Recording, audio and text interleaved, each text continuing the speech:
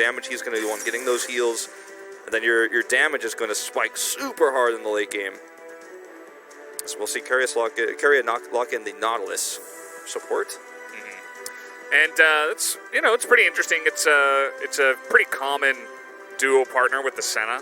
If you're not going to see something like a Tom Kench, but getting a mulligan on this, they'd probably, I think, maybe rather have something like a Victor here in the mid lane with the composition they've built for just more consistent damage. Yeah. Because I mean, what Faker can do here in the pairing, predictable. That's what I'm worried about. Yeah. You're highlighting that their team fighting later on is going to be pretty ridiculous, right? They have insane amounts of CC, and we actually saw this in the LEC last night. You and I were watching the game and actually talking about it, and they had an Urgot top where there was a little bit overextended in the LEC yesterday too. And just since we're talking about it, all right, here we go. The combo comes in onto Rascal. The Hextech ultimatum, just trying to survive, but he's not really in range. And oh, that flash was just as desperate as it comes. Very nice conversion from T1 to get on up there, and Kana has been dominating this top lane and really shining. And just a little thing there, I love that he went for the flash body slam. You see a lot of body slam flash.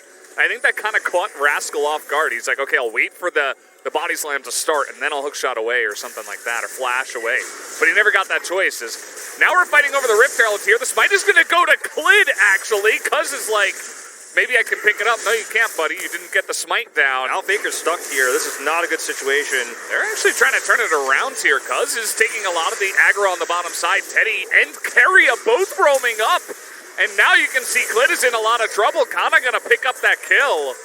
And even though they don't get the Rift Herald here, T1 will at least pick up the one kill. At the same time, the Ruler's getting free farm in the bottom lane. Yeah, the Ruler's getting and like, this is a player who we were touting in 2020 as one of the best new top laners. Here we go again. Once again. Hextech ultimatum is coming in. This time we have TP and Dudir coming in, but the damage is going to be enough. They take down Rascal already, and you can see Gen G just on the run. The Encore's going to hit BDD, and he is in a lot of trouble already. Kana doing so much damage.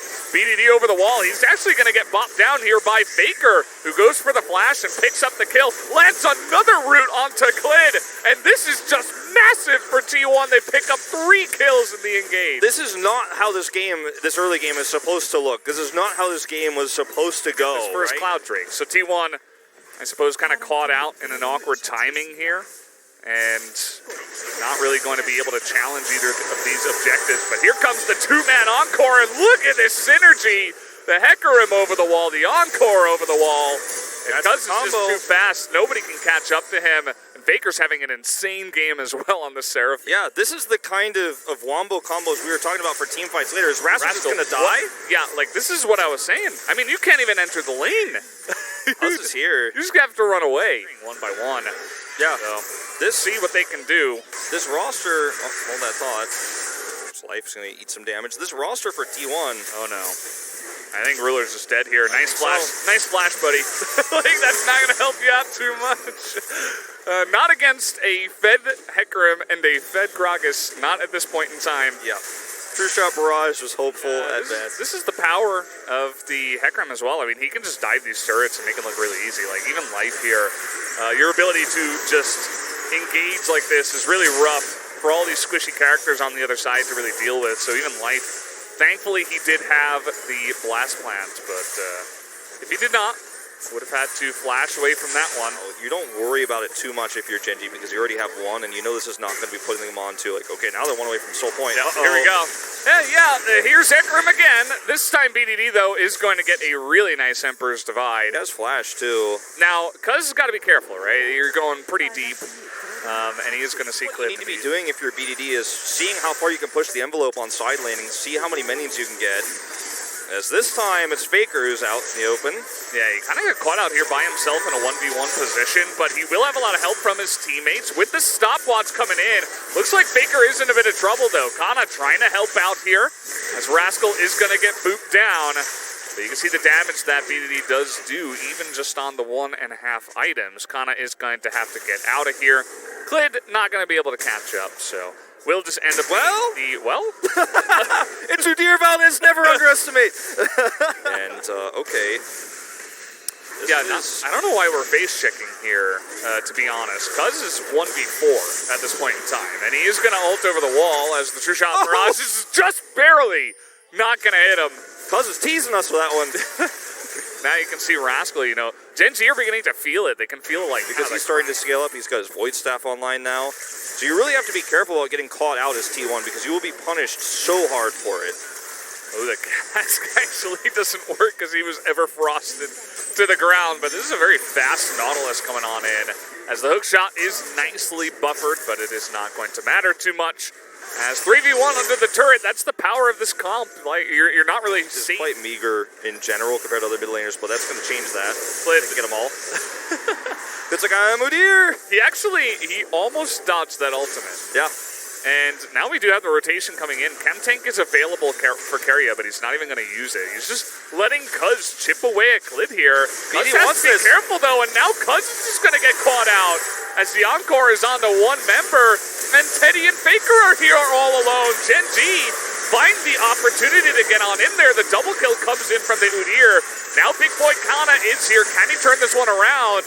Doesn't look like the answer is yes, as Rascal is frontlining now for his team. Keria just trying to sacrifice to save the rest of his lineup as T1 are desperate to try to disengage here on a very wonky and not a great engage there in the top lane. And can I bring everyone's attention to the top left of your screens where the Infernal Drake is now live as this is happening. This comes up. Could not be worse, right? Like this is exactly when the Drake comes up, and this is what you cannot have happen. Why take a risk and actually go for a chase on an Udyr as T1 here when you could just walk and get Drake prio?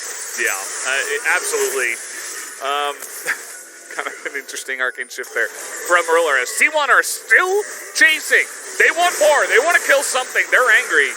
And yes, they're going to get BDD, but that is about it. They're trying to go and take the Baron off of this kill. Yeah, I think this is what you have to try if you're T1 here because you have enough of an advantage. Unfortunately, they lost a lot of their power in that last exchange, right? They don't have the Hecarim ult. They're not going to have an explosive cast. They will have the Seraphine ult going into this, which is really great at preventing people from collapsing in. Yeah. But, I mean, they don't have all the tools here, so it's a little bit risky, but I think it's worth a shot. Like you said, I think you have to try, right? You just gave up the Infernal Drake. Gotta trade it for something. And you're 5v4 here, so everybody dodges the True Shot Barrage, and that's actually a lot of damage denied from the Ezreal. Ruler is trying his best to try to chip away at the front line here, but it's not really working out too well. They're going to try to zone away Clid. Not super successful, but they do have the damage onto the Baron, and it will be enough. No steal is going to come in here, as the cast from Kana is going to separate everybody. The Encore does nothing, as Clid is going to have to back away. They want more. Oh, Rascal's getting in there. That's pretty interesting, as Ruler just immediately dies, and now Rascal is all alone. Not sure about this one, Wolf. We're just turning it into a total clown fiesta in this game. I mean, they really thought they were going to be able to force this into a Hextech Ultimatum, gets a pick, and then all the Ruler damage comes through the fall, but they can't. They can't do it. Oh, we're still going. Cuz is like so angry after his play up on the top side. And you know what? I suppose he's making up for it. And we're just not ending.